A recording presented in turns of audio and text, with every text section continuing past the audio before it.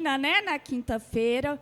E agora, encerrando o nosso congresso, a gente tem o privilégio, o prazer, e seja muito bem-vinda, Soraya Misley, que está lançando o livro dela, Uma História das Mulheres Palestinas. Eu vou apresentar direitinho. Na mesa vai compor a Soraya, depois vou apresentá-la, né, com quem que é a Soraya. Ela tem outros livros também publicados, mas vou já também chamar quem vai compor a Palestina em Diáspora, Tânia Abdallah.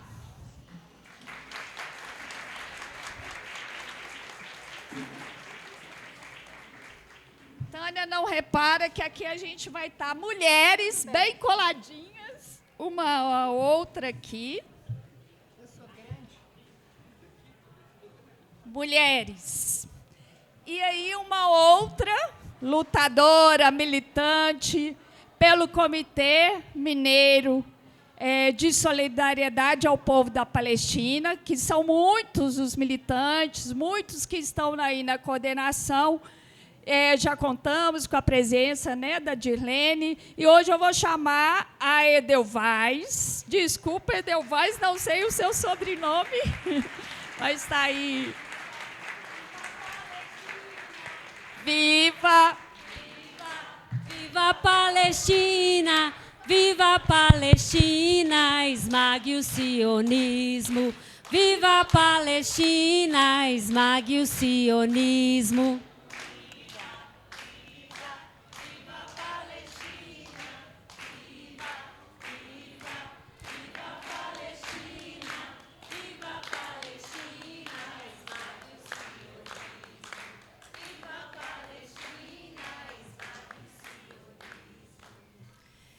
Como a gente pensou essa noite? Vamos dar, né, uns 5 minutinhos aí para a Edelweiss apresentar, né, e falar do comitê, o qual o Sindirrede está, né? Eu falo que ele sempre é o palco, né, de consolidação, onde a gente se reúne todas as segundas e está presente aí, fortalecendo cada vez mais, né, o trabalho do comitê. Então, a Edelweiss vai colocar, né, em torno aí de uns 5 minutinhos. Depois vem a fala da Tânia, né, nesse tempinho, 10, 15 minutos. E aí a gente passa para a Soraya expor o livro dela. Né? Não sei, Soraya, 20, 25, o tempo que você achar bacana. Abre para participação. E aí a gente tem a ideia de encerrar com um ato, né, abrindo o bandeirão na Praça da Estação. Está bem, gente? Isso mais ou menos até umas 19h40, 19... vamos dar um tempo, né, uns 5, 10, aí, enfim.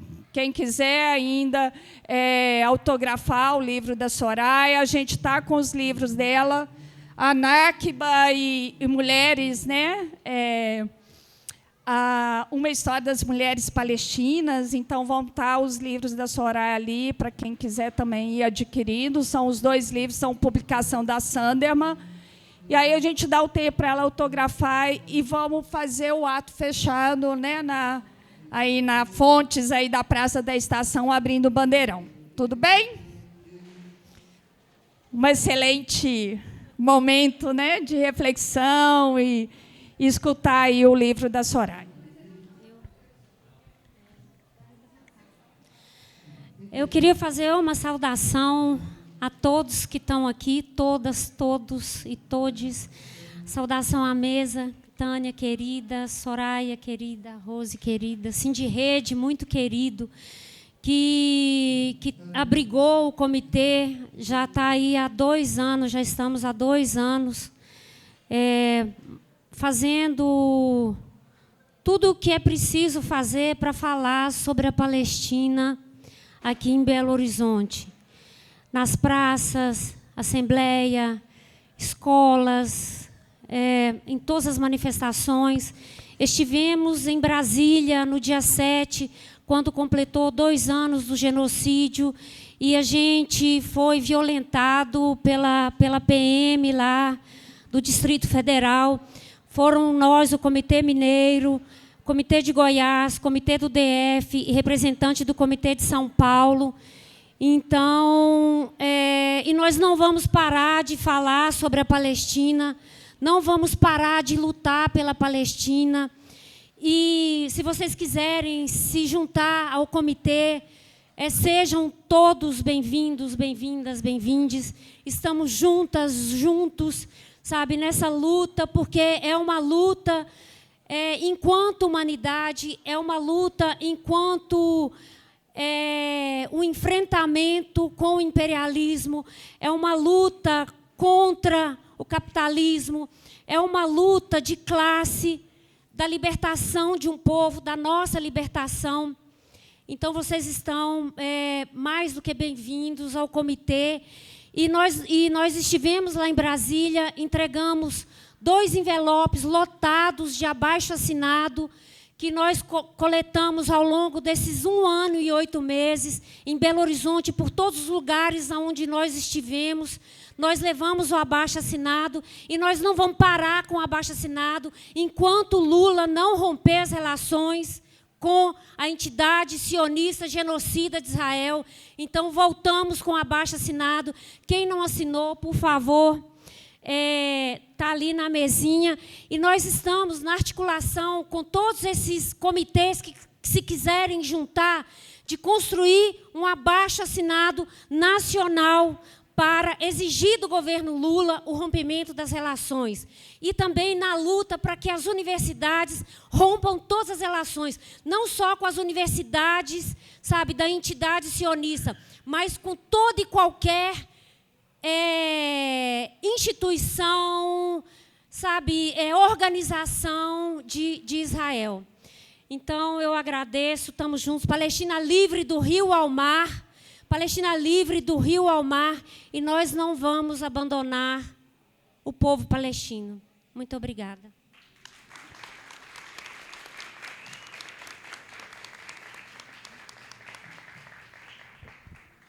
Tânia. Bem, eu não preparei nada, mas eu gostaria de colocar todo mundo a par da situação atual da Palestina. Vamos para Gaza. Gaza, nós estamos tendo um período de cessar-fogo. Fique bem claro que nós estamos tendo cessar-fogo. Não é o tal plano que o Trump pretende para Gaza. O que foi assinado foi um acordo de cessar-fogo, onde ficou acertado que seriam trocados os 20 reféns vivos, 28 corpos, por cada corpo, 15 corpos palestinos, para cada corpo israelense. E em troca dos prisioneiros, foram libertados 1.960 palestinos, sendo 250 com penas de prisão perpétua e foram deportados para o Egito. Os demais foram distribuídos entre Gaza e Cisjordânia. E mais, ficou acordado, que seria Gaza está, todo mundo sabe, passando fome, a população. Aquilo ali, uma das armas, talvez a maior arma do sionismo, não foi nem a mortandade que eles fizeram, foi a política da fome. Então, ficou acordado que entrariam em Gaza, a partir do primeiro dia do cessar-fogo, que foi no dia 10 de outubro, agora, entrariam 600 caminhões por dia em Gaza. 600 caminhões por quê? Porque em Gaza nós temos 2.300.000 habitantes. Então, 600 caminhões suprem, Gaza não produz nada, suprem a quantidade mínima de 1.700 quilocalorias necessárias à sobrevivência de um ser humano. Agora, vocês me perguntam, Israel está cumprindo? Não. Até agora entraram em Gaza apenas 15% dos caminhões acordados. No lugar de entrar 600 caminhões por dia, estão entrando, em média, 89 caminhões por dia.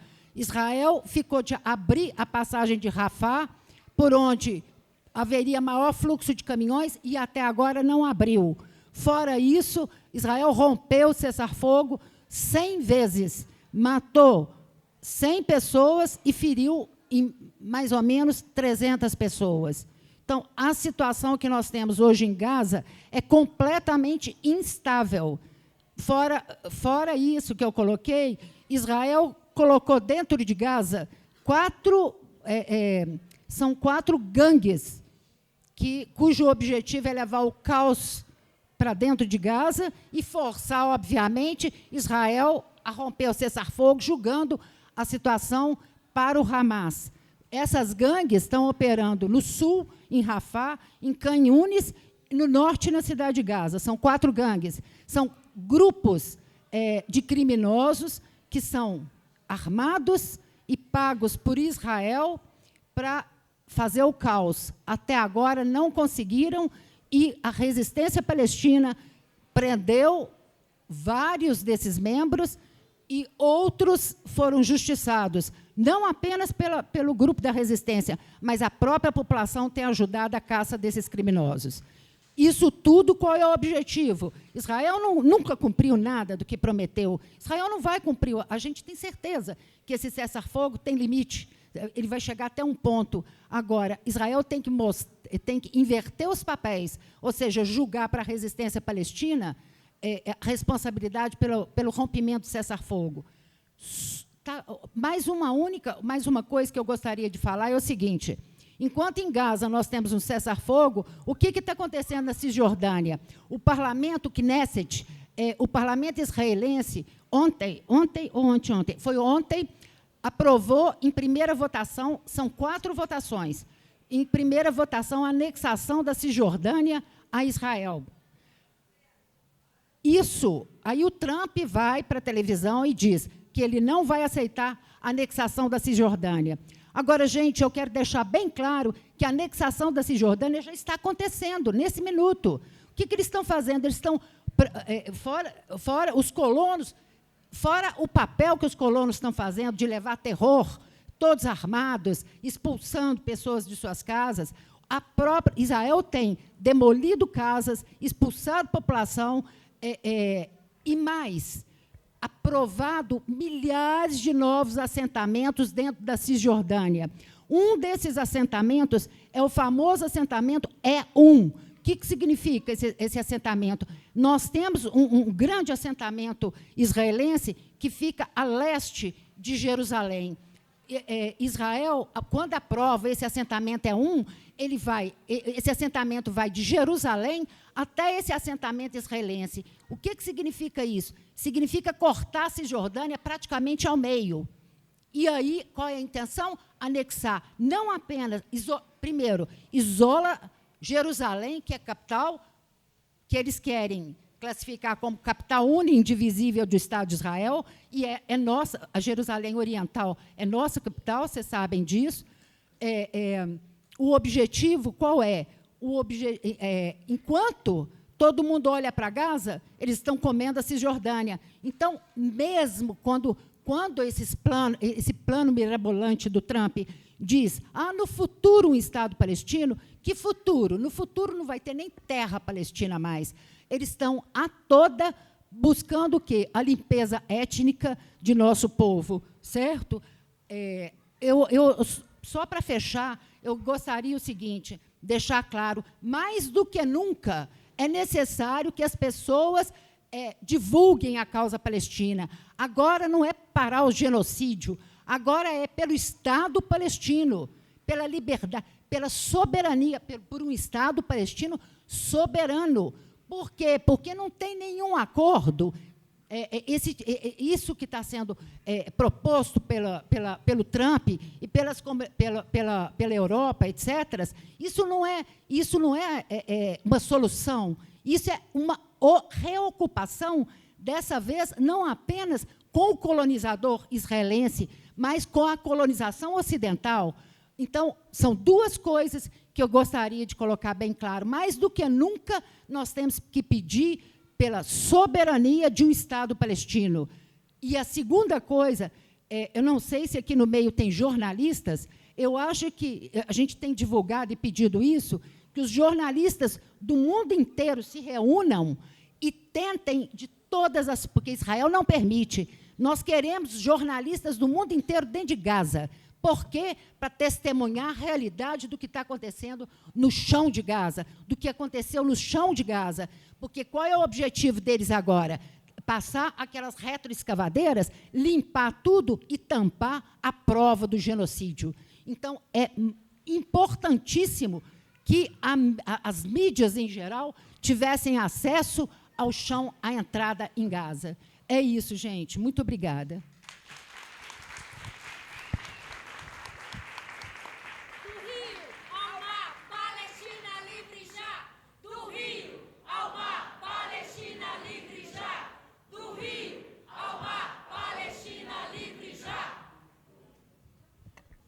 Soraya Misler é jornalista palestino-brasileira, filha de um sobrevivente da Nakba de 1948, pós-graduada em Globalização e Cultura pela Fundação Escola de Sociologia e Política de São Paulo, mestre e doutora em Estudos Árabes pela Universidade de São Paulo.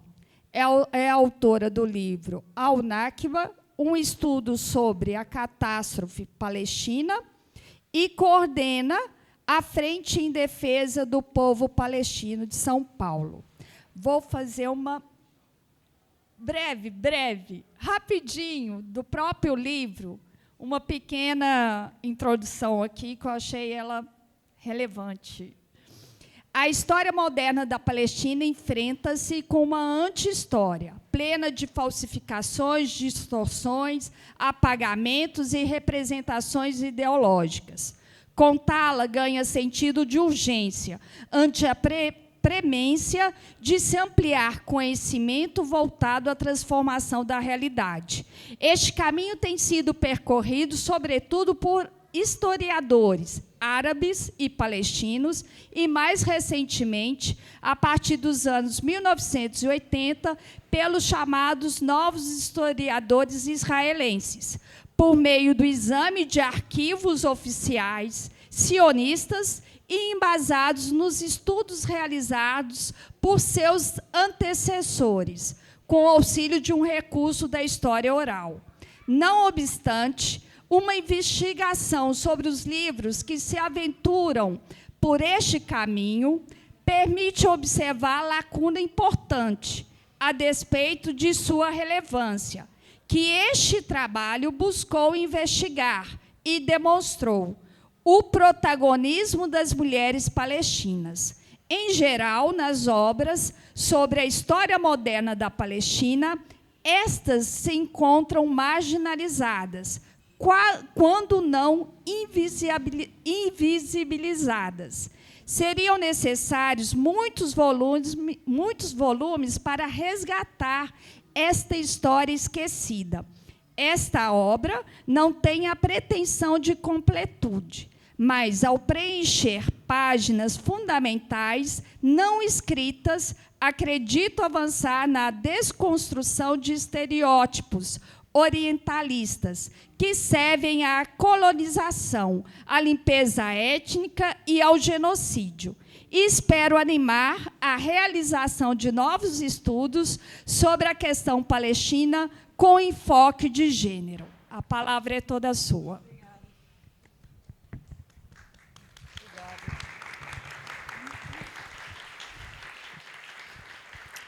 Boa tarde. Quero agradecer imensamente o convite e a oportunidade de estar aqui com vocês. Confesso que estou emocionada, que está muito lindo. Está tão bonito aqui que eu estou emocionada. Obrigada.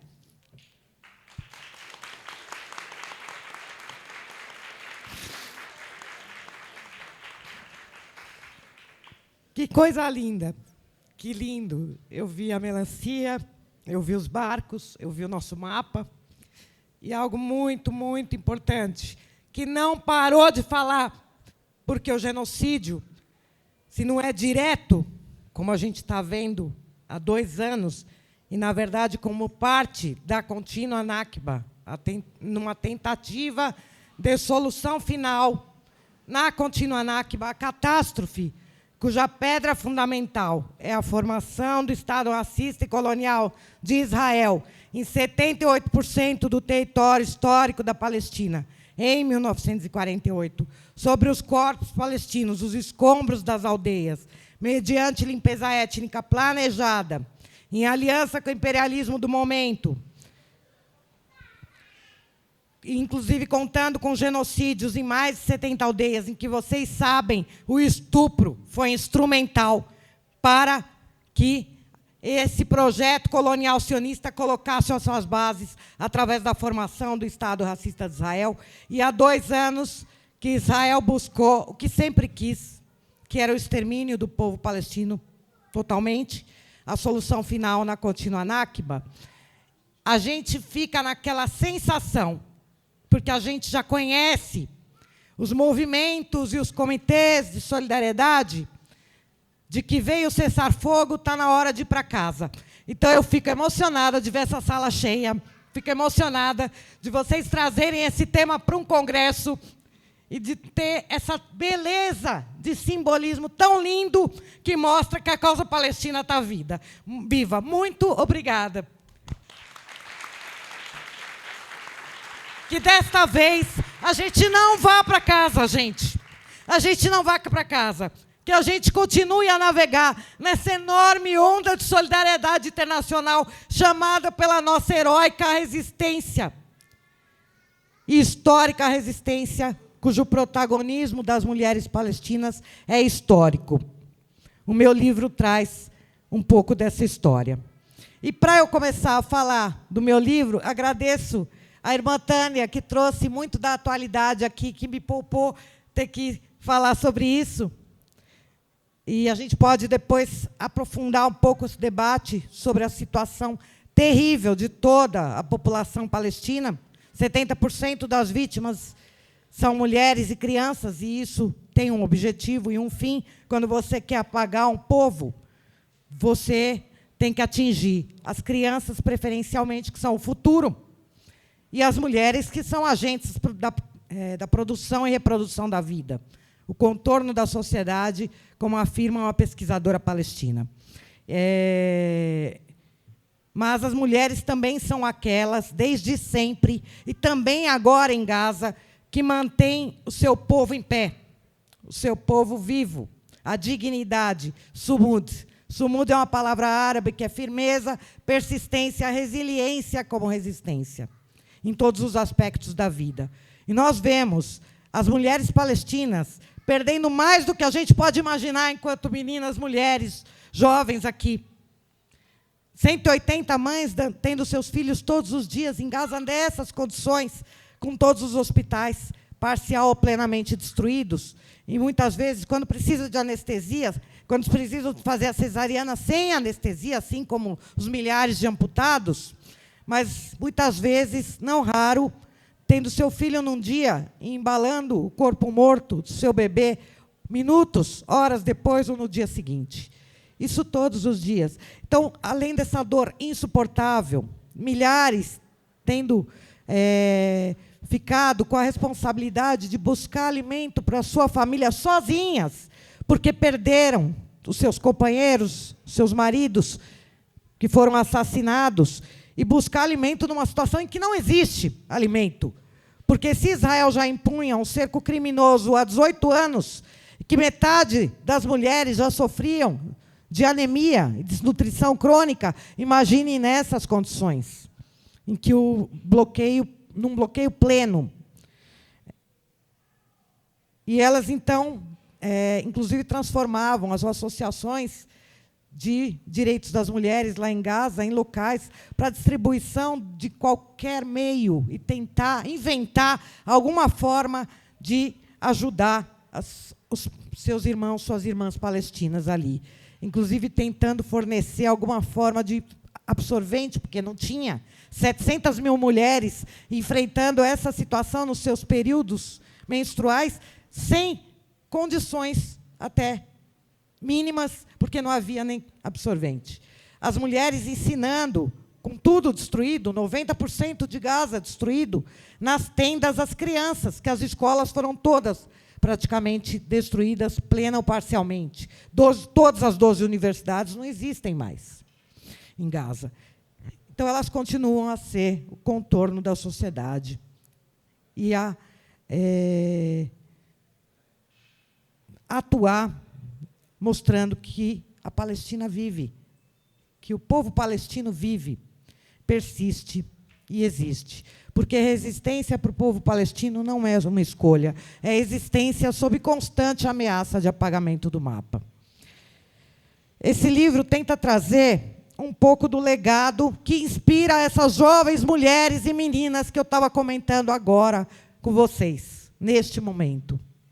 Não só em Gaza, como também na Cisjordânia. Gaza, Cisjordânia, Cidade Velha de Jerusalém, a parte oriental, são Palestina ocupada militarmente em 67. Eu falei para vocês da pedra fundamental da Nakba, 48, 78% do território histórico da Palestina, 2/3 do povo palestino expulso, sociedade inteiramente fragmentada, a criação do problema de refugiados. Em 67, Israel ocupa o restante, que é Gaza, Cisjordânia, Cidade Velha de Jerusalém. E essa colonização por povoamento, que já dura mais de 120 anos, desde o início desse projeto colonial sionista, que é colonização por povoamento, é substituir a população originária por outra estrangeira. Aqui a gente viu nos extermínios dos indígenas nas Américas, em diversas outras situações, há 500 anos, aqui no Brasil, mais de 500 anos. E, se a gente fosse resumir em um termo, que acontece na Palestina é colonização por povoamento.